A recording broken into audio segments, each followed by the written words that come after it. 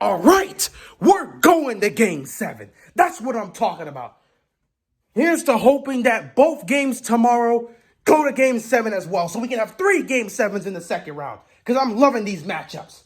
But yeah, tonight, the Bucks got it done at home. They force a game 7. They will be heading back to Brooklyn to have an epic matchup there. It's going to be fun. For the Bucks, it was really their 3 guys, Giannis, Middleton, and Holiday. They carried this team and got a crucial win and kept their season alive and forced the game 7. Now, Drew Holiday. Drew Holiday tonight was good and bad. He was great but frustrating. And my reason for that is because this guy, when he decided to attack and get to the basket and drive, he was scoring. No problem, he was scoring. But when he decided to settle for threes, he couldn't hit a 3 to save his life. He couldn't hit a 3 to save his life. Yet he kept taking them. And it was frustrating because it felt like Drew Holiday was keeping the Nets in this game because he continued to shoot threes. Yet he continued to, whenever he was driving, it was working out. So Holiday, you're not hitting from the 3, man. It's not there. You're frozen. You're frozen. Keep attacking. Matter of fact, that's a whole thing that needs to be said for the Bucks. Keep attacking. Keep driving. Stop settling for all these threes. You are bigger than this Nets team. You should be working in the post. You should be driving. You should be attacking. You shouldn't be settling for all these threes. If you fall in love with the 3, you're going to lose game 7. Keep driving. Keep bullying them. Bro, you are a bigger squad than them. Look at the guys you have on this team. Keep driving. Keep bullying these guys in the paint. Post these dudes up. Stop settling for threes.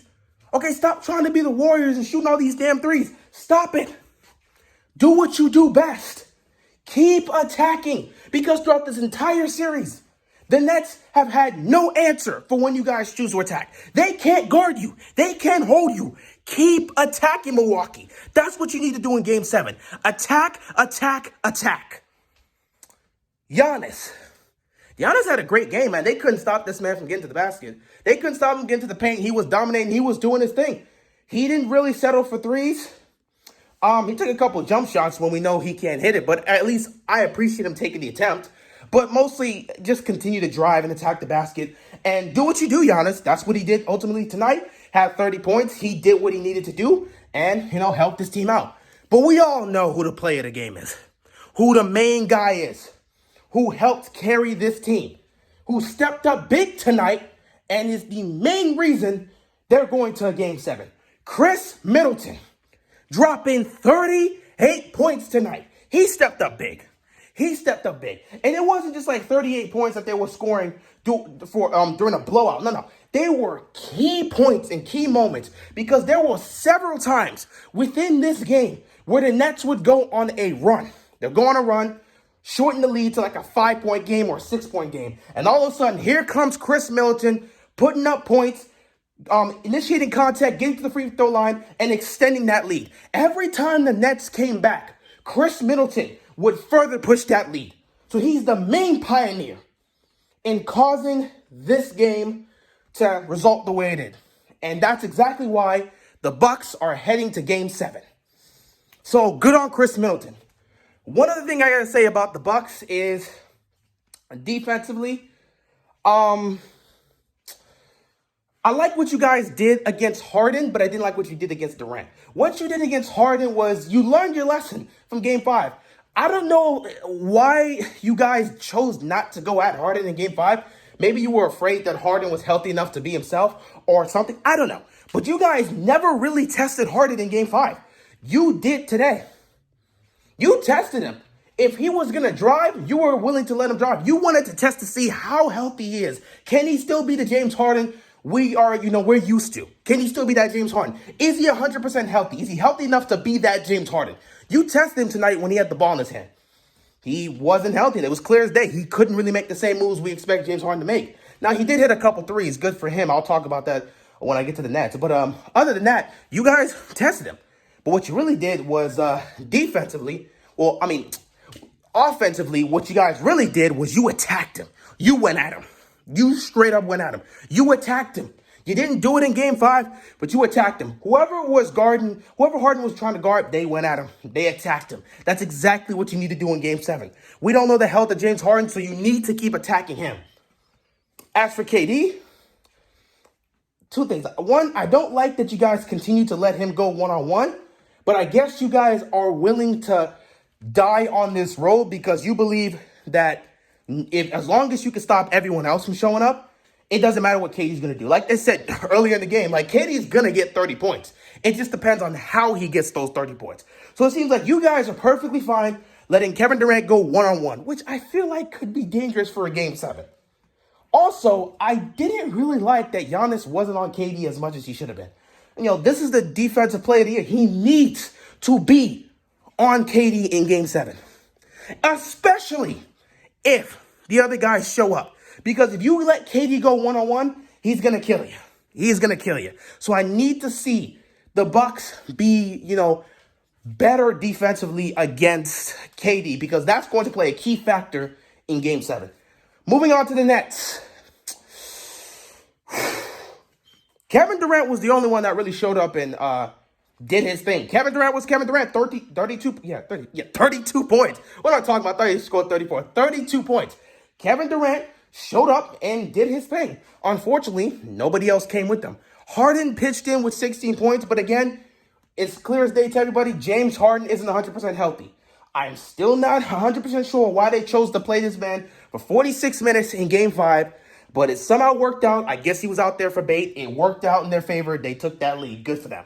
But, James Harden today, he played better. He's looking a little bit better than he did in game 5, but, just wasn't there.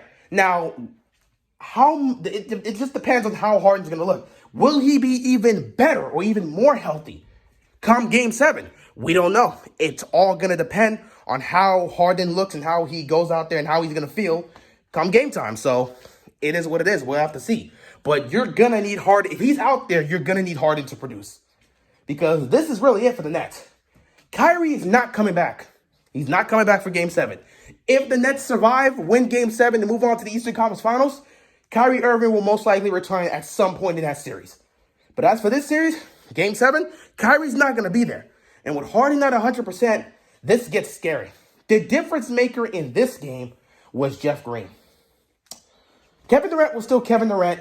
Blake Griffin, he actually was pretty solid, scored 12 points. He did what he needed to do. Blake Griffin looked like Blake Griffin for the most part. He played solid. Could have been a little bit more better, but he played solid. And James Harden pitched in with 16. Other than that, no one really did anything else. Jeff Green was the main difference. Game 5, he gives you 27 points. And that 27 points was crucial in just helping them. Because those 27 points came at a crucial time to help keep this game close. And it was close enough to where KD could come into the fourth and say, all right, thank you guys for holding it up. The game is close. Hand me the ball. Let me take over. I can take it from here. I'll close this game out. And he did. This time around, without that 27 points from Jeff Green, because he couldn't hit his threes today, there's nothing KD can do. They're getting blown out.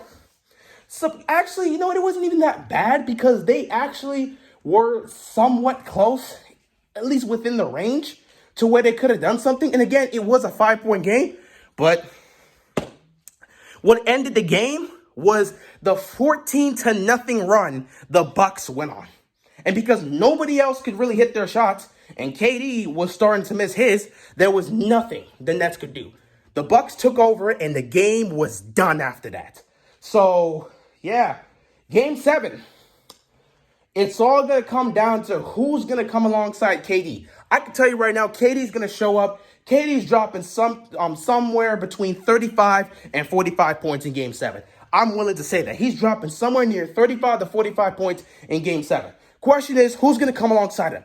Will Harden be healthy enough to give you 25-plus points?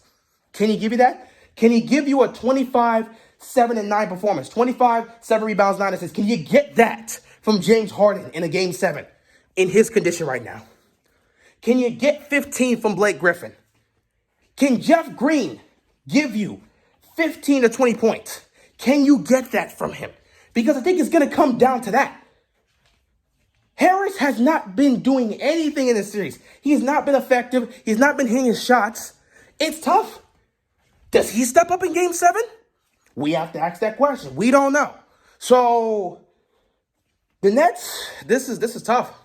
This is tough. It's really just going to come down to who's going to show up alongside KD. For the Nets, in order to win game 7, somebody has to show up and help KD in this game.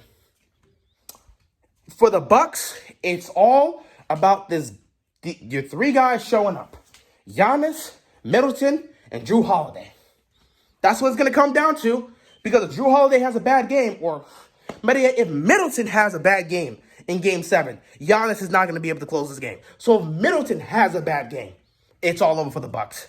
As for the Nets, if nobody shows up to help KD, it's a wrap for them too. So game 7 is going to be tough. It's going to be tight. It's going to be in Brooklyn, and it's going to be epic. I can't wait to see how it goes down. But with that being said, that is all I got, and I'm out of here, man. Peace.